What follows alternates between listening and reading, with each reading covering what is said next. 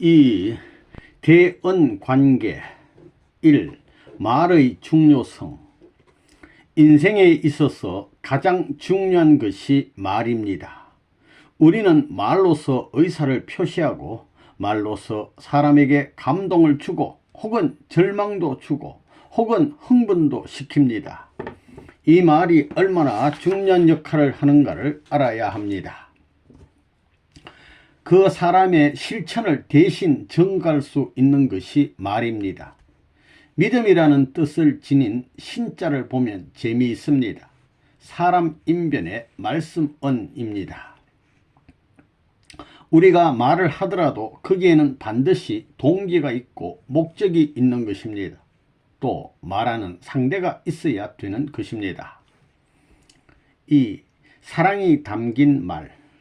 사랑을 중심한 말은 아무리 욕을 해도 무슨 말을 하더라도 이것은 흥할 뿐이요 발전할 뿐이요 우주가 좋아할 뿐입니다. 3. 말과 행동. 생각이 문제입니다. 모든 인간의 행동은 생각에서 시작됩니다. 그러므로 올바른 생각을 가져야 됩니다. 말을 해도 생각을 통해서 합니다. 전통적 사상에 자기를 게재시킬 수 없는 것은 거기에 우주가 게재해 있고 하나님이 게재해 있기 때문입니다. 그러므로 사상은 우주를 대표하고 인류를 대표한 말이라 할 수 있습니다. 말만 잘해 가지고는 안 되는 것입니다. 말을 잘함과 동시에 행동까지 갖춘 사람은 모든 생활에 있어서 합격자입니다. 또 말이 많은 것이 좋으냐, 말보다 행동으로 하는 것이 좋으냐 하는 문제가 우리 생활에 있어서 중요합니다. 이런 문제를 중심 삼고 좋은 사람이니 나쁜 사람이니 하는 가치가 결정납니다. 말과 행동은 무엇을 중심 삼고 해야 되느냐? 말은 말만으로, 행동은 행동만으로 하면 안 됩니다. 전부 하나님의 아들, 딸 위에 세워져 하나님의 아들, 딸로서 말하고 하나님의 아들, 딸로서 행동해야 됩니다. 말을 하고 행동을 할 때에는 모든 것이 하늘에 속할 수 있고 하늘에 보태질 수 있도록 해야 됩니다. 여러분이 친구들끼리나 혹은 형제 또는 식구들끼리 얘기할 때도 마음을 움직여야 됩니다. 4. 말 한마디에 피해. 여러분이 말은 순식간에 하지만 그 한마디를 잘못하게 되면 그 영향이 1년까지도 갑니다. 한순간 잘못 말해놓고 그것을 1년 동안 청산하는 경우도 있습니다. 여러분들은 심정에 없는 말을 절대로 해서는 안 됩니다. 천법에 걸리게 됩니다. 5. 말 듣는 자세. 누가 말을 했다고 하면 말을 하는 사람과 하나님과 나 사이에 삼각관계가 성립됩니다. 이 삼각관계에는 반드시 목적이 있습니다. 그것이 사위기대입니다. 하나님과 나와 그 사람과의 삼각관계는 3점인데 그 3점이 목적하는 바를 하나님이 보시고 내가 보고 그 사람이 보았을 때 맞느냐? 이것이 안 맞으면 틀어져 나가게 됩니다. 아무리 정성을 들이더라도 뜻에 합당치 않으면 기운이 쏙 빠지는 것입니다. 이런 것은 기도하지 않아도 알 수 있도록 여러분이 습관을 길러 나가야 됩니다. 첫 번 느끼는 인상을 놓고 감정하라는 것입니다. 선생님의 경우 그 사람이 말한 것을 하나님께서 들으시고 기뻐하시지 않게 되면 여기에는 반드시 상충의 역사가 벌어지는 것입니다. 처음 보는 사람인데도 벼락같이 욕이 나가는 것입니다. 여러분도 그 단계까지 나아가야 하는데 거기까지 나아가기 위해서는 조정을 해 놓아야 됩니다. 언제나 사람을 대하는 데 있어서 비판적인 입장이 되어서는 안 됩니다. 저 사람이 척 대했을 때 나에게 어떤 느낌을 주느냐, 저 사람의 첫 마디 말에 내 마음이 어떻게 동하느냐 하는 것을 검토해야 합니다. 다시 말하면 주체와 대상과의 관계에서 그것이 나에게 맞느냐 안 맞느냐 그 감각 각도에서 나의 위치가 어디냐 하나님께서 추구하시는 선을 거기에 플러스 되는 것이냐 마이너스 되는 것이냐 하는 문제를 검토해야 된다는 것입니다. 그리하여 그것이 플러스 되는 것이다 하게 될 때는 거기에 맞게 움직여야 된다는 것입니다. 말은 내용이 문제가 아니라 그 말을 듣는 첫 감정이 어떠냐 하는 것이 문제입니다. 이것을 언제든지 스스로 생각해야 됩니다. 그렇기 때문에 누가 말을 하게 되면 그 말의 내용을 생각하기 전에 그 말을 들을 때 나 자신이 어떤 느낌을 갖느냐를 언제나 검토해야 된다는 것입니다. 그것이 습관화되면 어떤 일이 있을 때 그것을 처음 대하게 되면 좋은 일인지 나쁜 일인지 자기에게 마이너스가 될지 플러스가 될지를 알 수 있다는 것입니다. 만약 아담 해와가 하늘로부터 부여받은 본성에 의해 천사장의 말을 분별할 수 있었던들 그들은 타락하지 않았을 것입니다. 3. 대물관계 1. 일상생활에 있어서 대물관계. 우리가 일상생활에서 대하고 있는 것이 어떻게 구분이 되느냐. 첫째, 물건을 대하는 일. 둘째, 사람을 대하는 일. 셋째, 말을 대하는 일로 구분됩니다. 다시 말하면 물건을 대하는 대물관계, 다음에 사람을 대하는 대인관계, 다음에는 대인관계에서의 말이 있는 것입니다. 말은 간접적인 목적, 즉 제3의 목적을 위한 것입니다. 그렇기 때문에 물건을 대하는 대물관계, 사람을 대하는 대인관계, 그리고 말하는 데 있어서 하나님의 법도, 즉 천법에 걸리지 않아야 됩니다. 말은 반드시 행동을 촉구합니다. 이것이 우리 일상생활에서의 관계인 것입니다. 우리가 대하는 만물은 교제입니다. 영적인 세계와 직접 또는 간접으로 감흥할 수 있고 관계를 맺을 수 있게 하는 것은 하나님의 창조물입니다. 이 창조물은 하나님의 성상을 닮았기 때문에 그 가운데는 간접적이나마 그 성상적인 요소가 있습니다.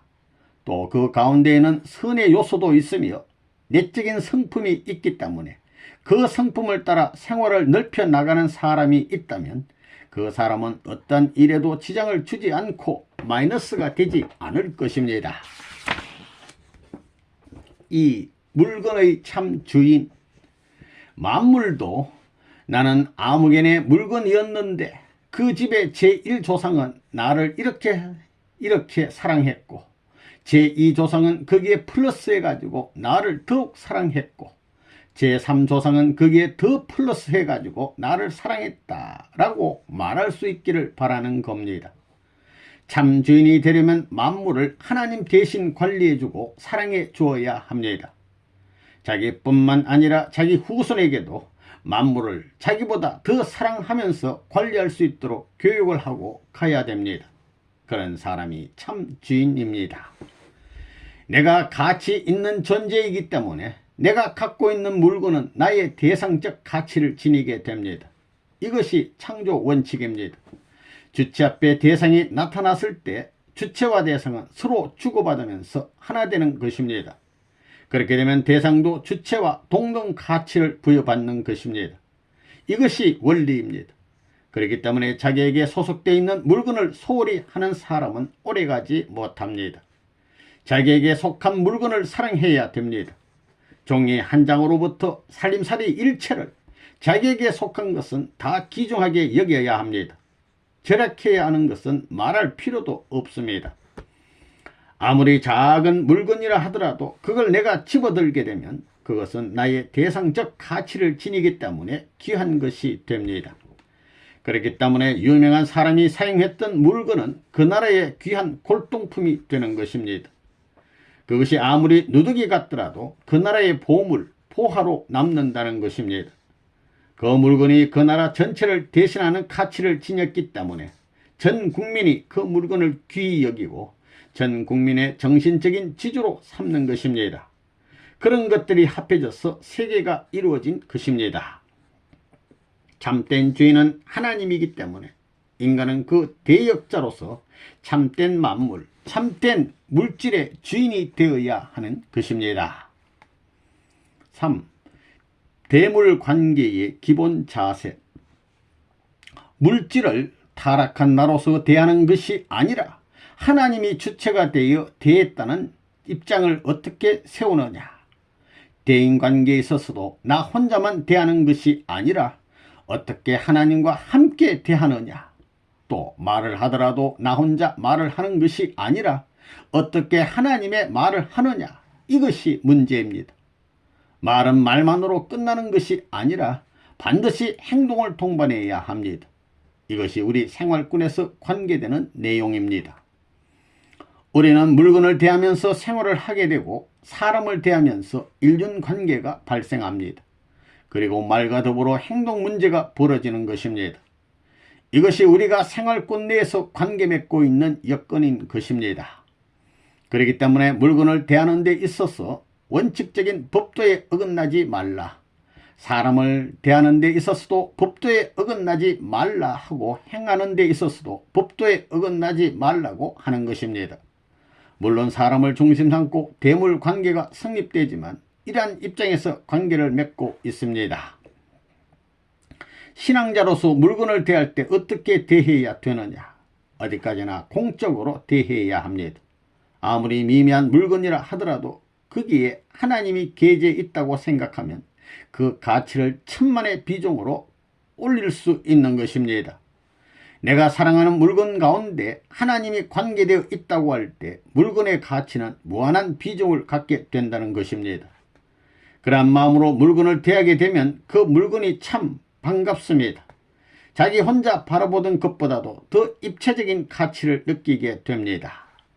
대하는 일이나 물건이 나에게 큰 가치를 느끼게 해준다는 것은 그것으로 말미암아 내가 영적인 내적 가치를 보다 높일 수 있다는 것입니다.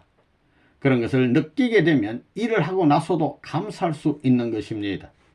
아무리 힘들다 하더라도 내가 하고 있는 수고보다도 몇백 배, 몇천 배의 가치가 나타난다는 것을 느끼면서 행한다면 그 일이 오히려 감사의 대상이 되는 것입니다.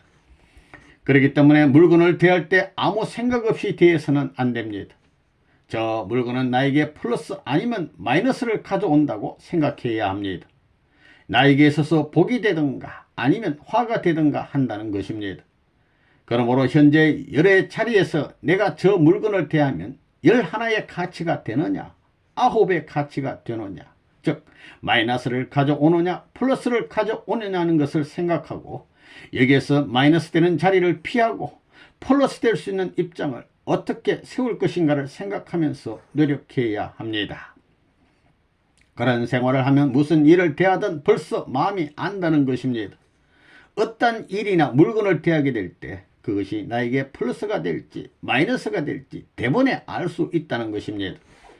일을 하는데도 마음과 뜻이 주체와 대상이 되어 주고받으면 본래의 동기, 즉 하나님의 창조 원리에 일치되는 사위 기대권이 벌어지는 것입니다.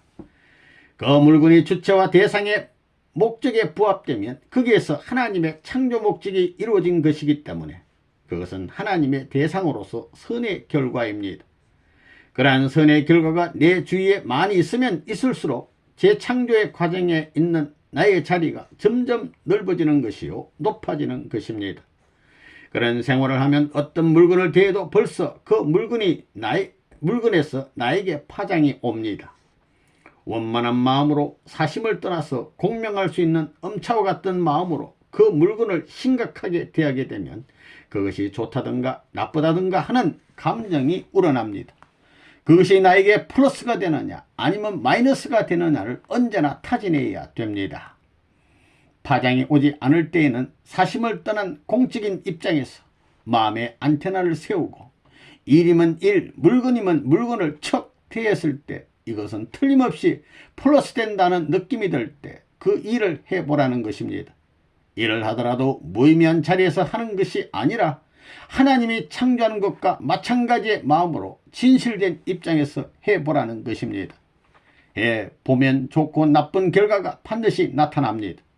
그 결과를 가지고 내가 감정한 것이 몇 퍼센트나 적중하느냐 하는 것을 점검해 보아야 합니다.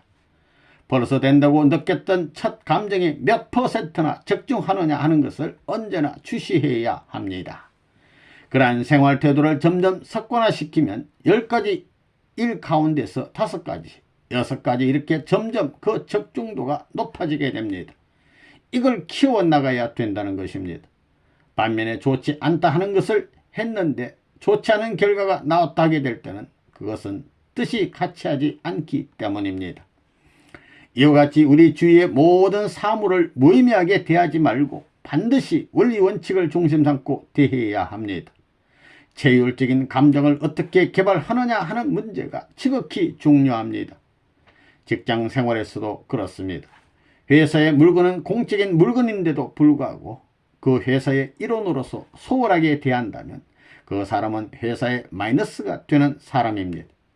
그 물건은 나라의 물건이요 하나님의 물건이라고 생각하면 종이 한 장도 그렇게 소홀하게 대할 수 없습니다. 이렇게 사소한 일에서부터 큰 일에 이르기까지 전체를 소홀히 대하지 않고 심정적인 체율의 도를 넓히기 위해 노력하고 감정을 연결시키기 위해 노력하게 되면 생활권 내에서 반드시 하나님이 같이 하신다는 것을 실감할 수 있습니다. 그렇게 생활하는 사람은 지칠래야 지칠 수 없는 것입니다. 자기 혼자 생각 없이 돌아다니다가 손해를 보고 그 손해가 막중하게 될 때는 거기에서 타격을 받아 떨어져 내려가게 됩니다. 그렇기 때문에 체율신앙의 개발을 위해서 여러분이 언제나 물건을 소홀히 대하지 말라는 것입니다. 심각하게 대해야 합니다. 물건을 소홀히 대하다가 신앙길 전체가 걸려 넘어갈 수 있는 조건도 성립된다는 것입니다. 4. 선생님의 만물 사랑의 경지.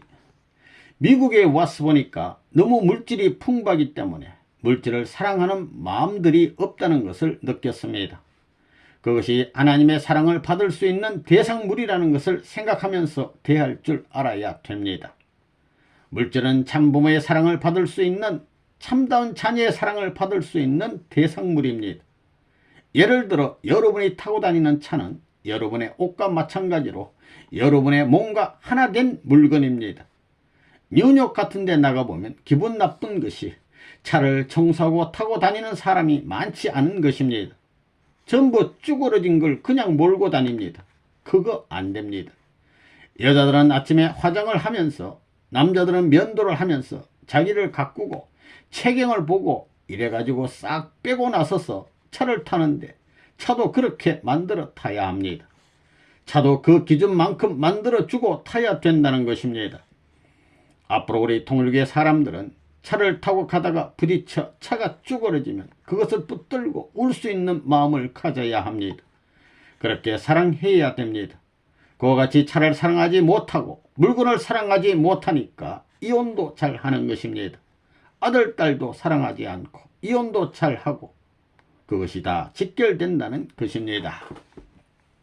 선생님은 사과 하나를 붙들고 얼마나 감사한 적이 있습니다.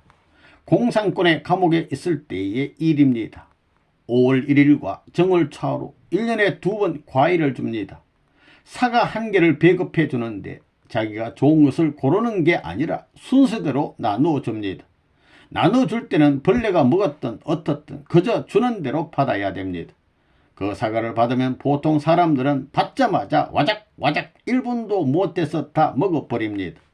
그러나 선생님은 이 빛이 얼마나 고우냐, 이 빛을 먹자 이렇게 생각했습니다. 빛을 먹고 그 다음에 맛을 먹자 그런 생각을 했습니다. 그러다 보니 먹을 생각이 안 났습니다. 먹지 않고 눈요기도 하고 냄새도 맡고 싶다는 생각을 했습니다. 그렇다고 해서 그걸 가지고 다니게 못돼 있었습니다. 그래서 먹기는 먹었는데 그때는 하나님께 기도를 하면서 혼자말로 내가 세계에서 첫 번째로 이와 같은 생각을 하면서 사과를 먹는다 하는 자부심을 가졌습니다. 여러분이 원리를 중심 삼고 물질에 대한 심정적 연관성을 이루어놓지 않으면 하나님의 일체 이상을 이룰 수 없습니다. 그걸 알게 되면 자동적으로 그렇게 되는 것입니다. 아끼라는 말을 하지 않아도 물건을 아끼게 됩니다. 누가 본다고 하는 것이 아니고 보지 않는다고 안 하는 것이 아닙니다. 4. 일을 대하는 법. 1. 일을 대하는 기본 자세. 하루의 생활을 통해 대하는 일을 무심코 넘기지 말라는 것입니다. 그것은 전부 하나님이 천국을 이루기 위한 하나의 재료로서 생활을 통해 나에게 접근시켜 주는 것입니다. 그러니만큼 그것을 좋은 결과로 소화시킬 수 있는 주체적인 입장이 되기 위해 노력해야 됩니다. 그것을 실천하기 위해서는 그 첫 느낌을 하나님과 교감하는 공명체가 되어야 합니다. 마음을 활짝 열고 밤이나 낮이나 언제든지 하나님을 대할 수 있는 기준만 되면 반드시 영파가 온다는 것입니다.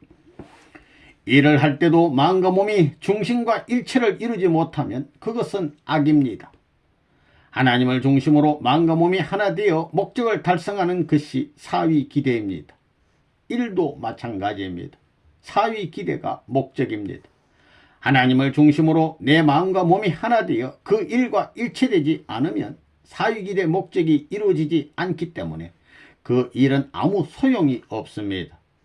감독이 있다고 해서 누가 본다고 해서 일을 합니까? 천국과 지옥은 공중에서 벌어지는 것이 아닙니다. 여러분의 생활권 내에서 마음과 몸이 하나 되어 3대상 목적권을 중심 삼고 창조원리 법도에 의해서 벌어져 나가는 것입니다. 예를 들어 여자들이 바느질을 한다 할 때 거기에는 자기 남편을 위한 바느질이라든가 사랑하는 사람을 위한 바느질도 있을 것이고 혹은 원치 않는 바느질도 있을 텐데 한결같이 정성을 들여야 합니다. 삭바느질을 하는 사람도 마찬가지입니다. 돈을 받기 위해서 이익을 보기 위해서 그저 아무렇게나 가짓수나 늘려 일하게 되면 반드시 막혀버리는 것입니다.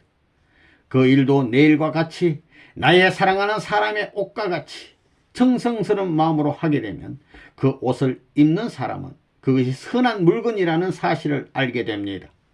만약에 체울신앙을 하는 사람이 있으면 정성을 들였는지 안 들였는지 대번에 감정에 낸다는 것입니다. 모든 사물을 그렇게 관찰해야 합니다. 우리가 무슨 일을 하면서도 거기에서 감사하고 그 일을 하면서 구도의 세계를 발전시키려는 하나님의 마음이 있는 것을 느껴야 됩니다. 그런 생활을 폭넓게 하면 할수록 자연이 크는 것입니다. 무슨 일을 하든지 아이쿠 나는 싫다 하면 그건 원수입니다. 나는 못한다는 생각을 버리라는 것입니다. 2. 선생님의 일을 대하는 자세. 선생님은 어떤 일을 해도 지치지 않습니다. 그걸 재미로 알아야 됩니다. 나는 이것을 위해 태어났기 때문에 이게 팔자다. 이 일을 하지 않으면 살 수 없다 하고 생각하면 됩니다. 여기서 재미를 발견하고 여기서 행복을 발견하고 여기에서 신나는 것을 발견해야 된다 이겁니다. 선생님은 여러분들이 태어나지 않았을 때부터 이 일을 시작했습니다. 나는 많은 일을 해왔습니다. 그렇지만 지금이 그때보다도 할 일이 더 많다고 생각하고 있습니다. 선생님은 오늘을 자랑하고 싶은 사람이 아닙니다. 자랑할 일이 있으면 내일의 싸움에 그것을 어떻게 투입하느냐를 생각합니다. 갈 길이 바쁩니다. 그렇기 때문에 무엇이든지 생명을 내놓고 합니다. 그렇게 하다 보면 성공하게 마련입니다.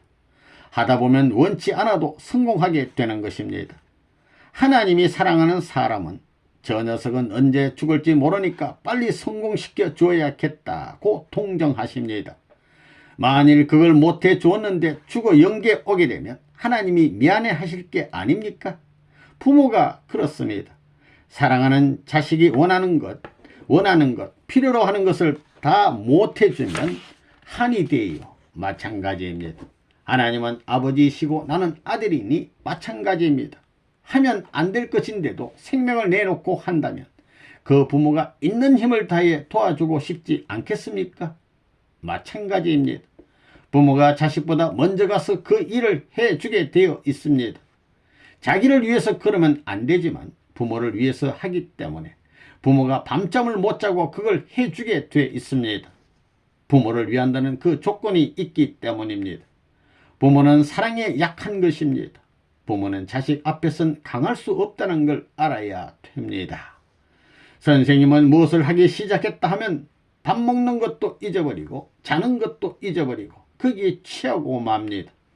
어떻게 도취해버리는지 그것만 생각하고 밤낮을 가리지 않고 일을 합니다. 만일 선생님이 죽으면 어떡하겠습니까? 하나님도 계산이 다 있으십니다. 여기에 협조해 주게 돼 있습니다.